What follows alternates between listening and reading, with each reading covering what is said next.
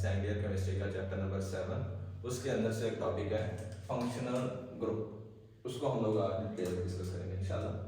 अब बेसिकली बेटा हम लोगों को पता है ऑर्गेनिक कंपाउंड के अंदर बहुत ज्यादा सारे मिलियंस ट्रिलियंस ऑफ कंपाउंड जो है वो अभी तक डिस्कवर हो चुके हैं, लेकिन फिर उनके अंदर सेपरेशन करने के लिए कौन सी चीज थी, वो सेपरेशन करने के लिए उनके अंदर कुछ खसूसियात थी।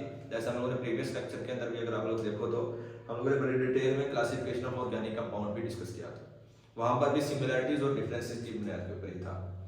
तो अभी भी हम लोगों ने उनके दरमियान में जो डिफरेंस है उसी को समझने के लिए ना साइंसदानों के उनके डिफरेंट फंक्शनल ग्रुप रख दिए। वो फंक्शनल ग्रुप क्या होते हैं, उनकी प्रॉपर्टीज को मेंशन करते होते हैं और वो किस किस लिहाज से हैं, वो कुछ जो हमारी बुक के अंदर मेंशन है उनको हम लोग इंशाल्लाह पढ़ेंगे। और बाकी इसके रिलेटेड आगे हमारे कुछ के तो चैप्टर्स हैं वहां पर भी डिस्कस करेंगे, कुछ के टॉपिक्स हैं, कुछ हमारी हायर क्लासेस में आएंगे तो वो इंशाल्लाह साथ साथ डिस्कस करते चलेंगे। अब डेली लाइफ के अंदर भी आप लोगों को पता बेटा फंक्शन होता है बेटा काम, फंक्शनल काम करने वाला ग्रुप किसी एक सिंगल बंदे का भी होता है, दो का भी होता है, दो से ज्यादा का भी होता है, लेकिन वो ग्रुप हम लोग उसको कहते हैं जो कि बेटा अपनी प्रॉपर्टीज को स्पेसिफिक रखता है, अपनी खसूसियात को बाकियों से डिफरेंट करवाता है, उसको हम लोग ग्रुप का नाम देते हैं। जैसे पॉलिटिकल ग्रुप भी होता है, क्लास में भी हमारी ग्रुपिंग होती है। वो ग्रुपिंग किस लिहाज से होती है कि जो सारे अलग खसूसियात वाले हैं, जो ज्यादा पढ़ने वाले हैं उनका एक अलग ग्रुप है, जो कम पढ़ने वाले हैं उनका एक अलग ग्रुप है, जो दरमियाने से उनका अलग ग्रुप है। तो ग्रुप हम लोग कहते हैं मजमुआ जो कि एक जैसी खसूसियात का होगा, वो बेटा ग्रुप कहलाएगा। अकेला आइटम भी हो सकता है या मजमुआ भी हो सकता है, जो अपनी खसूसियात को बाकियों से डिफरेंट करवा दे, बाकियों से मुख्तलिफ करवा दे, जो उसकी पहचान बने, वो बेटा ग्रुप होगा। और फंक्शनल काम करने के लिहाज से ग्रुप, जैसे हम लोग डेली लाइफ के अंदर ही देखें, मिस्त्री है, मिस्त्रियों की क्या पहचान होती है, कुछ मिस्त्री हमारे ये बिल्डिंग्स बनाते हैं, उनके पास वो होती है, उनकी हथौड़ी होती है, उनकी वो सीमेंट लगाने के लिए जिसको कांडी वगैरह भी कहते हैं वो होती है। लकड़ी वाले मिस्त्री होते हैं, उनके पास लकड़ी के चीरने के सामान होता है। इसी तरीके से और भी टाइप्स होती हैं जो कि उनके काम करने के एतबार से उनकी ज़ाहिरी अपीयरेंस के बुनियाद के ऊपर हम लोग बेटा सेपरेट आउट कर देते हैं। तो यहाँ पर फंक्शनल ग्रुप की डेफिनेशन की तरफ अगर चलें, ये क्या होता है, एक अकेला एटम या ग्रुप मजमुआ हो या डबल बॉन्ड हो या बेटा ट्रिपल बॉन्ड हो। और वो डबल या ट्रिपल बॉन्ड करे क्या, जिसकी प्रेजेंस यानी कि अगर वो मौजूद है तो वो क्या करेगा, इंपार्ट करेगा, बयान करवाएगा उसकी मखसूस खसूसियात को। अगर मौजूद है तो उसकी खसूसियात है, अगर मौजूद रही है तो उसकी खसूसियात नहीं है। मींस क्या है बेटा, अगर सिंगल बॉन्ड है वो अपनी खसूसियात बयान करे, उसका कुछ तो फायदा हो। जैसे अगर मैं आप लोगों को केमिस्ट्री पढ़ा रहा हूं या मैं कॉलेज में जाता हूं, कॉलेज में जाके केमिस्ट्री नहीं पढ़ाता या कॉलेज में जाके वैसे बैठा रहता हूं, बैठ के आ जाता, तो मेरा क्या फायदा, ठीक है। मेरा फायदा तो तब है कि अगर मैं जाऊं किसी जगह पे तो वहां पे जाके कोई बेनिफिट दूं या कोई वहां पे जाके नुकसान दूं, कुछ भी करूं ताकि मेरा अगले के ऊपर असर हो, उसको हम लोग बेटा क्या नाम देते हैं, फंक्शनल ग्रुप का नाम देते हैं। जिसकी मौजूदगी असरअंदाज हो, किसके ऊपर असरअंदाज हो, ऑर्गेनिक कंपाउंड की खसूसियात के ऊपर असरअंदाज हो बेटा, उसको हम लोग फंक्शनल ग्रुप का नाम देते हैं, ठीक है। अब फंक्शनल ग्रुप के अंदर ही हम लोगों ने कुछ मैंने फार्मूलाज लिखे हुए हैं, फिर इनके नेम और क्लासेस देखते हैं।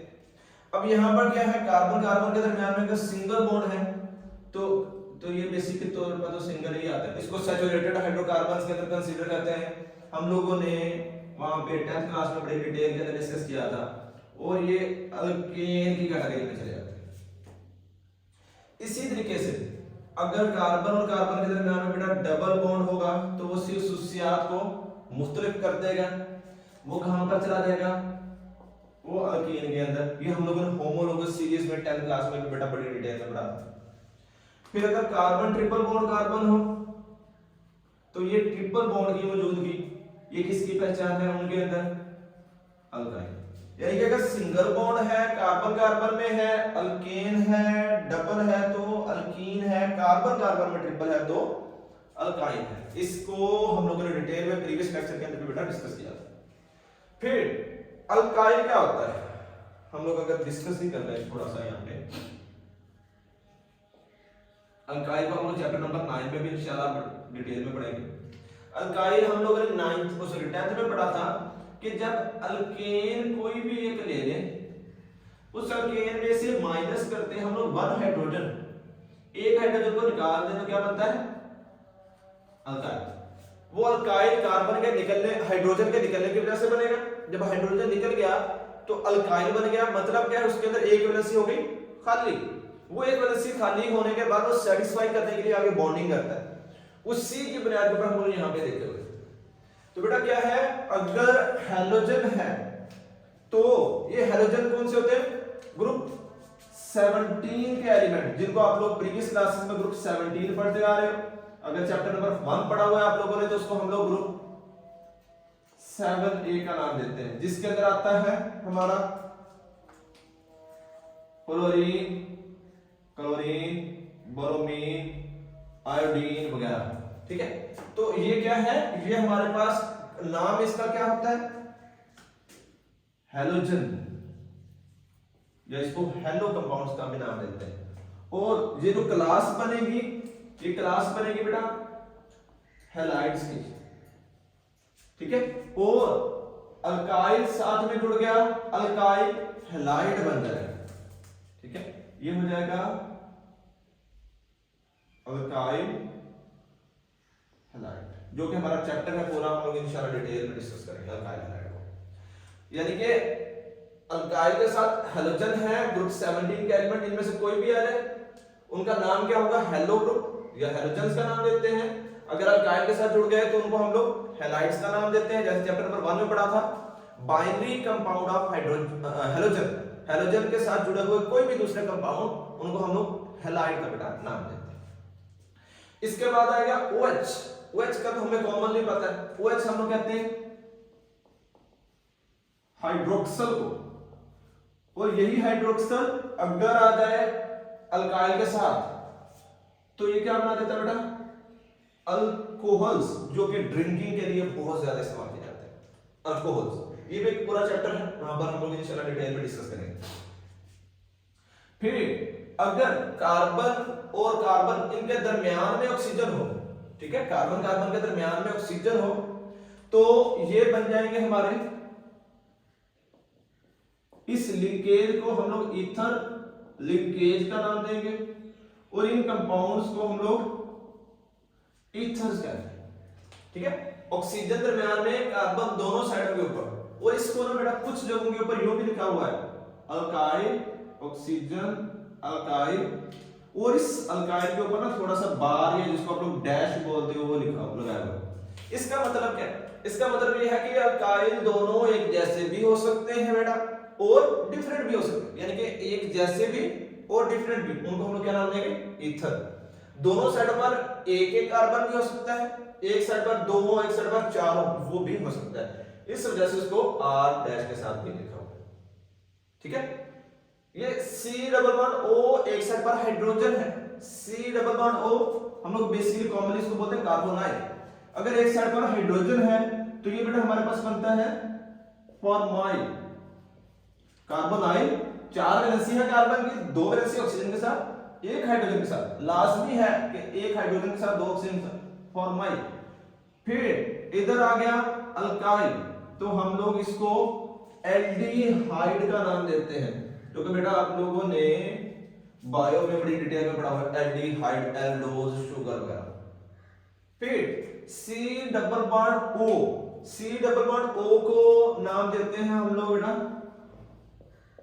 कार्बोनाइल का, C++O कार्बोनाइल। अगर इसके साइडों के ऊपर आ जाए अल्काइल, तो ये बेटा हमारा बन जाता है कीटोन्स। और ये दोनों अल्काइल भी एक जैसे भी हो सकते हैं, डिफरेंट भी, यानी कि कार्बन डबल बॉन्ड ऑक्सीजन, दोनों साइडों पर दोनों साइडों पर कार्बन हो जाएंगे तो कीटोन, C++O को कार्बोनाइल का नाम देते हैं। फिर C++OH, C++O क्या था? कार्बोनाइल, OH क्या था? हाइड्रोक्सल। तो दोनों को मिला दिया तो हम लोग नाम भी मिला के लेंगे। C++O पहले आ रहा है, कार्बो इसमें से ले लेंगे, OH बाद में आ रहा है, एक्स वाई वाले इधर में से ले लेंगे, तो ये क्या बन जाएगा बेटा, कार्बोक्सिल। ठीक है, इसको हम लोग नाम देते हैं कार्बोक्सिल का। और अल्काइल साथ है, ये बना देते हैं हमारे कंपाउंड्स होते हैं वो कार्बोक्सिलिक एसिड। और एसिड किस लिए नाम देते हैं, क्योंकि ऑक्सीजन की इलेक्ट्रॉन ज्यादा है, ऑक्सीजन इलेक्ट्रॉन ले लेता है, ऑक्सीजन पर नेगेटिव, हाइड्रोजन पर पॉजिटिव चार्ज आ जाता है। हाइड्रोजन के रिमूव होना एसिड की प्रॉपर्टी है, तो हाइड्रोजन के रिमूव होने की बुनियाद के ऊपर ही इसको कार्बोक्सिलिक एसिड का नाम देते हैं, क्योंकि बेटा ये हाइड्रोजन को इजीली रिमूव कर देता है। ठीक है, फिर हो सी डबल बॉन्ड ओ, एक साइड पर हेलोजन, तो ये हमारे पास बेटा आ जाता है पहचान एसिड हैलाइड, यानी कि कार्बोनाइल के ही कंपाउंड को हम लोग लेते आ रहे हैं, ऑक्सीजन वाले कंपाउंड ही बेसिक देख लो, कार्बोनाइल के ही आ रहे हैं, तो ये बनेगा एसिड हैलाइड। इनको हम लोग नाम भी, जो इनके कंपाउंड है उनको भी हम लोग एसिड हैलाइड्स का ही बोलते हैं। इधर अल्काइल आ जाएगा। फिर ये सी डबल बॉन्ड हो NH2, NH2 वो हम लोग आगे डिस्कस करेंगे। ये बनता है एसिड अमाइन, अमाइन भी इसको आप लोग बोल सकते हैं। ये जो ग्रुप्स होते हैं इनको एसिड अमाइन का नाम देते हैं। सॉरी, यहां पर अमाइन लिखेंगे, यहां पर अमाइड आएगा, और इसके साथ भी अल्काइल होगा तो ये एसिड अमाइड बन जाएगा। फिर सी डबल बॉन्ड ओ, ये जो बेटा था ऑक्सीजन के साथ हाइड्रोजन, हाइड्रोक्सिल में ऑक्सीजन के साथ हाइड्रोजन था, हाइड्रोजन को उतार के वहां पर हम लोगों ने लगा दिया अल्काइल। अल्काइल अगर लगा दिया तो ये हमारे पास बेटा बन जाएगा एस्टर बॉन्ड, ये इसको एस्टर लिंकेज का भी नाम देते हैं, और इन कंपाउंड्स को हम लोग एस्टर्स बोलते हैं। ठीक है, इन कंपाउंड्स को एस्टर्स का नाम देते हैं, और ये जो बॉन्ड होगा वो एस्टर बॉन्ड बोलते हैं। यहां पर अल्काइल होगा, और ये जो अल्काइल है इनके ऊपर भी डैश लगा हुआ है, मतलब क्या है, यहां पर नंबर ऑफ कार्बन्स एक जैसे भी हो सकते हैं और डिफरेंट भी हो सकते हैं। अगर दोनों हम लोग R एक जैसे लिख देते, अल्काइल एक जैसे लिख देते, तो मतलब क्या था, मतलब उसका बेटा ये था कि दोनों अल्काइल एक जैसे। अब एक अल्काइल एक के ऊपर डैश लगा दिया तो इसका मतलब ये होगा कि वो डिफरेंट भी हो सकते हैं और एक जैसे भी हो सकते हैं।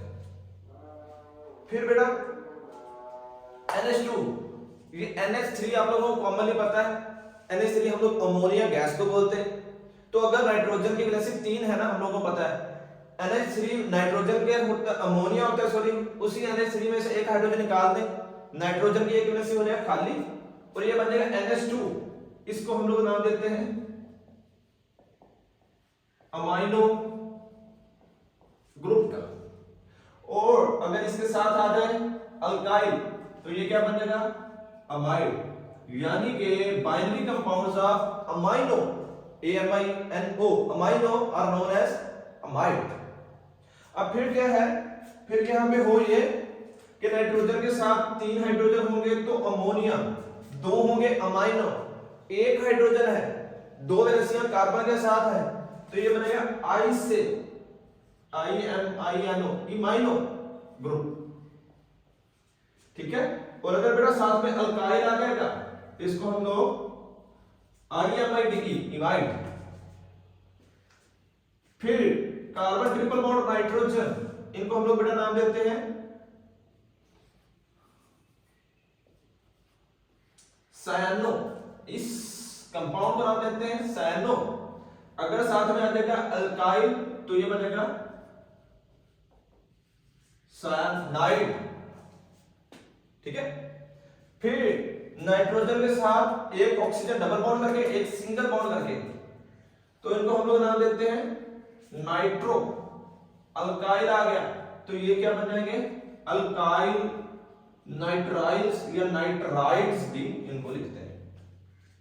यानी कि नाइट्रोजन के साथ हाइड्रोजन 3 हो अमाइनो, 2 हाइड्रोजन हो 3 हाइड्रोजन हो तो अमोनिया गैस, दो हाइड्रोजन हो तो अमाइनो, अल्काइल आ जाएगा तो अमाइड, एक हाइड्रोजन हो, दो कार्बन के साथ बॉन्ड हो, इमाइनो, अल्काइल आ जाए इमाइड, तीनों बॉन्ड कार्बन के साथ हो साइनो, अल्काइल आ जाए तो cyanide, nitrogen double bond oxygen single bond oxygen हो तो नाइट्रो, कंपाउंड्स के साथ अल्काइल आ जाए तो नाइट्राइल या अल्काइल नाइट्राइल का भी नाम देते हैं।